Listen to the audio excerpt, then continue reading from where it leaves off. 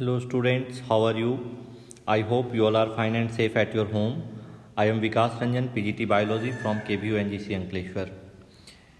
In last few video lectures, we have discussed the unit of reproduction.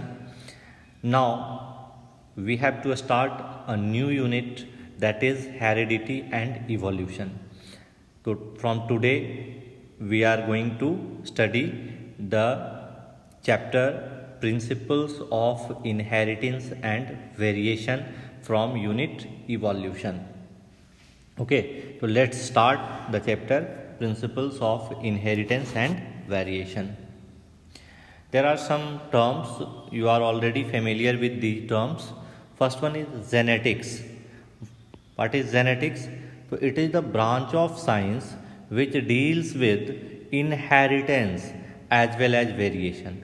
तो science का वो branch जो inheritance और वेरिएशंस को डील करता है, this branch of science is called genetics. Okay, अब यहाँ पर दो और टर्म्स आ गए, one is inheritance and another one is variation. तो व्हाट इज इनहेरिटेंस? तो it is the process by which characters are passed on from parent to progeny. तो इनहेरिटेंस क्या है? एक प्रोसेस है, एक प्रक्रिया है जिसके द्वारा पेरेंट्स से कैरेक्टर्स का ट्रांसफ़र उनके ऑफस्प्रिंग्स में होता है. ओके, सेक्सुअल रिप्रोडक्शन में आपने पहले भी पढ़ा है कि in sexual reproduction the offsprings are not exact copy of their parents.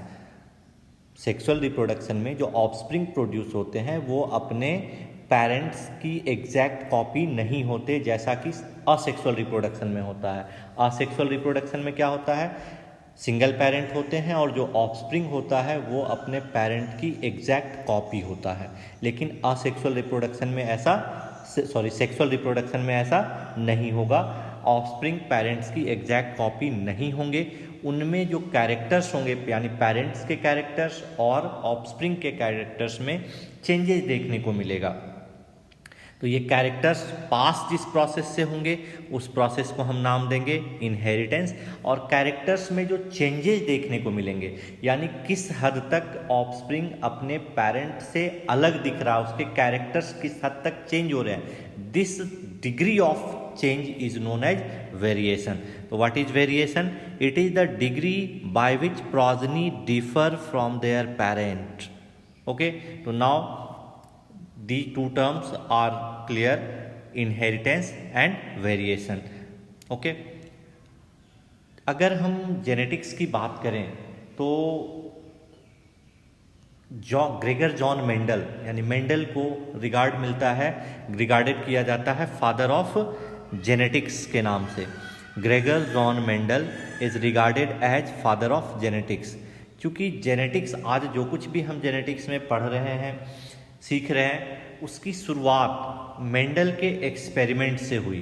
Mendel ने कंटिन्यूसली 7 इयर्स तक वर्क किया कार्डेनपी के ऊपर और कुछ पोस्टुलेट्स रखे सामने, कुछ चीज़ें सामने रखी जो आगे चल करके जेनेटिक्स की स्टडी में काफ़ी हेल्पफुल हुई. इसीलिए मेंडल को हम लोग फादर ऑफ जेनेटिक्स के नाम से जानते हैं. The term genetics was coined by W Bateson. Genetics जो टर्म दिया था वो किसने दिया था? डब्ल्यू बैटसन ने दिया था. He is regarded as father of experimental genetics. तो याद रखिएगा ये दोनों नाम, Mendel and W Bateson. Okay, अब हम लोग को बेसिकली पढ़ना स्टार्टिंग करना है मेंडल के एक्सपेरिमेंट से, कि मेंडल ने कैसे अपने एक्सपेरिमेंट को स्टार्ट किया, क्या किया, इसके बारे में हमें डिटेल में पढ़ना है. तो Gregor Mendel conducted hybridisation experiments on garden pea. उन्होंने किसको सेलेक्ट किया? गार्डन पी को सेलेक्ट किया. क्यों सेलेक्ट किया, इसके पीछे भी कई सारे रीजंस हैं. आपने 10th क्लास में भी पढ़ा था, मैं एक बार यहाँ पे समराइज कर देता हूँ. गार्डन पी को क्यों सेलेक्ट किया? तो सबसे पहला, उसका लाइफ स्पान काफ़ी कम था, यानी कम समय में सेवरल जनरेशन प्रोड्यूस किए जा सकते थे. सबसे बड़ा एक और जो रीजन था, उसमें बहुत सारे कंट्रास्टिंग कैरेक्टर्स थे. There are many contrasting characters present in garden pea. दूसरा हो गया. Third one is they can pollinate self और क्रॉस, यानी सेल्फ पॉलिनेशन भी संभव था, क्रॉस पॉलिनेशन भी संभव था। ईजिली ग्रोन एनीवेयर, कहीं पर भी आसानी से उनको ग्रो किया जा सकता था। तो these are the several reasons for which Mendel selected garden pea for his experiment. तो Mendel conducted hybridisation experiment on garden pea for 7 years approximately. कब से कब तक? तो 1856 to 1863 and proposed law of inheritance. इन एक्सपेरिमेंट्स के बाद उन्होंने लॉ ऑफ इनहेरिटेंस दिया, जिसको हम लोग बाद में आगे पढ़ेंगे। Mendel conducted artificial pollination, cross pollination experiments using several true breeding pea lines. अब इसको आपको समझना है, several true breeding pea lines. What are true breeding lines? तो यहाँ पर देखेंगे, a true breeding lines is one that having undergone continuous self pollination for several generations and give same phenotype. एक नया टर्म आ गया, phenotype. What is phenotype? External appearance of an any organism is called phenotype. I repeat, external appearance, जो कुछ भी आप बाहर से देख सकते हो वो उसका क्या कहलाएगा? फिनोटाइप। और इंटरनल जीन का जो स्ट्रक्चर होगा वो कहलाता है जीनोटाइप। तो पी ट्रू ब्रीडिंग लाइन क्या है? सपोज कोई कैरेक्टर चुना, अब कैरेक्टर में वेरी ट्रेट्स होंगे, अलग अलग ट्रेट्स होंगे। मैं एक एग्जांपल ले रहा हूँ कि सपोज पी प्लांट की हाइट के लिए बात करें तो height is a character and the true traits are tall and short या टॉल एंड ड्वार्फ। तो अब सपोज मेंडल ने क्या किया, ट्रू पी लाइन सेलेक्ट की, तो टॉल प्लांट को चुना। टॉल प्लांट ने जब सीड प्रोड्यूस किया उसको वापस फिर से ये जर्मिनेट करवाया, सेल्फ पॉलिनेशन करवाया, फिर से सीड मिला, फिर से उसको ग्रो करवाया और कंटिन्यूअसली सेवरल जनरेशन तक सेल्फ पॉलिनेशन करवाने के बाद अगर लगातार हर बार उनको केवल टॉल प्लांट ही मिले तो हम समझेंगे ये क्या था? ट्रू ब्रीडिंग लाइन था।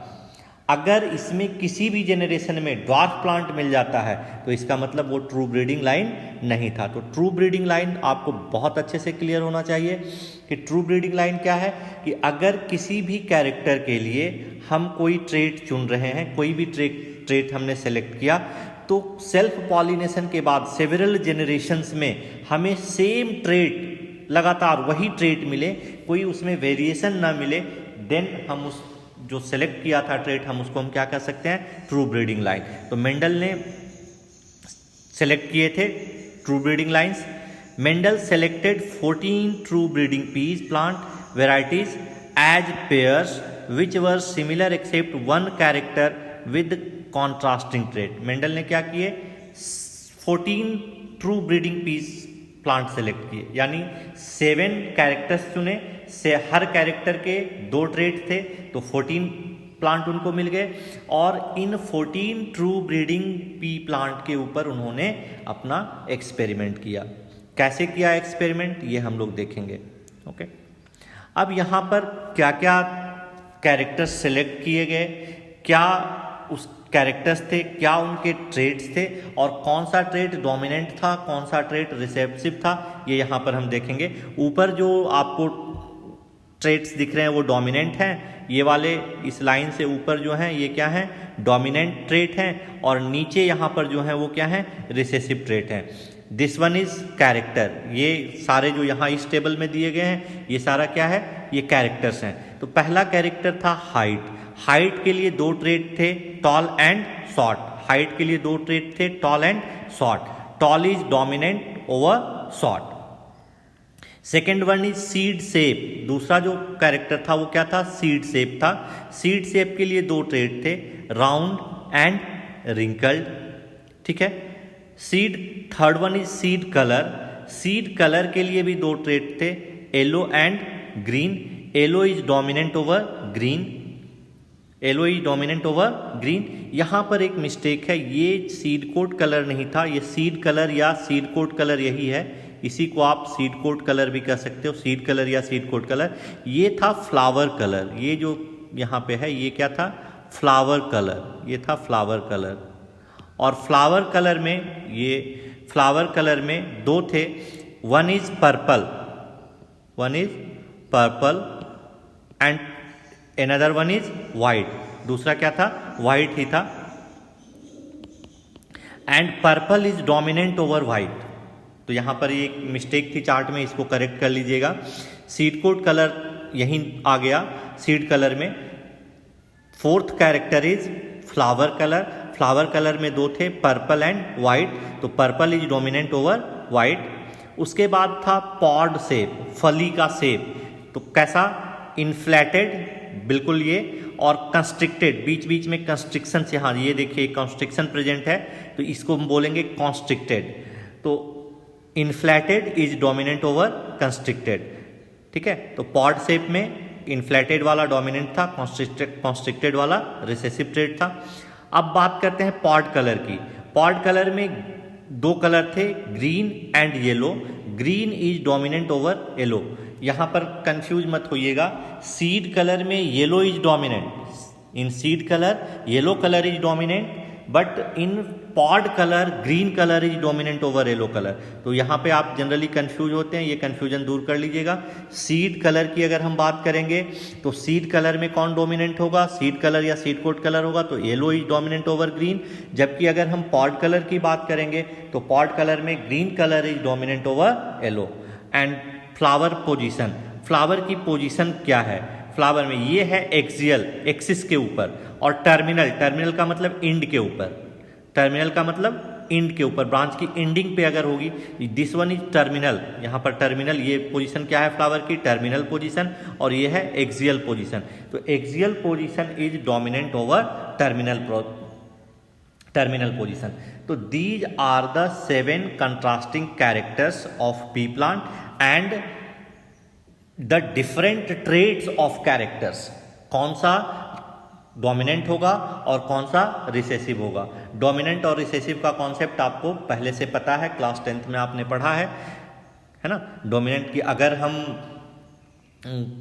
उनकी जैसे suppose two pure breeding plant लें, टॉल और ड्वार्फ लें, टॉल और ड्वार्फ को लें, उनको पॉलिनेट करवाएं, तो F1 जनरेशन में, अगर F1 जनरेशन में हमें जो कैरेक्टर मिलेगा उसको हम क्या बोलेंगे? डोमिनेंट। और जो कैरेक्टर सप्रेस हो गया, जैसे हमने टॉल और ड्वार्फ को क्रॉस करवाया, F1 जनरेशन में सारे प्लांट टॉल मिलते हैं, ड्वार्फ एक भी प्लांट नहीं मिलता। यानी F1 जनरेशन में क्या हुआ? ड्वार्फनेस का कैरेक्टर सप्रेस हो गया और केवल टॉलनेस का कैरेक्टर सामने आया। तो जो कैरेक्टर F1 जनरेशन में सामने आया उसको हम बोलते हैं डोमिनेंट कैरेक्टर, और जो कैरेक्टर सप्रेस हो गया, जो सामने नहीं आया, जो सप्रेस्ड हो गया, दिखाई नहीं पड़ा, वो बाद में F2 जनरेशन में आएगा, वैसे कैरेक्टर को हम क्या बोलते हैं? Recessive character. तो dominant character and recessive character आपको समझ में आ गया होगा। हर कैरेक्टर के लिए 2 ट्रेट्स थे, ठीक है ना। तो मेंडल ने अब आगे चल करके पहले क्या किया? 1 जीन, इनहेरिटेंस ऑफ 1 जीन, यानी मोनोहाइब्रिड क्रॉस करवाया। उसके बाद मोनोहाइब्रिड क्रॉस से कुछ रिजल्ट निकाले। फिर उसके बाद उन्होंने क्या किया? इनहेरिटेंस ऑफ 2 जीन, यानी एक साथ 2 कैरेक्टर्स का इनहेरिटेंस देखा, और वहां पर भी कुछ रूल्स उन्होंने बताए जिसको हम आगे की क्लासेज में पढ़ेंगे। ओके, तो इस वीडियो लेक्चर में इतना ही।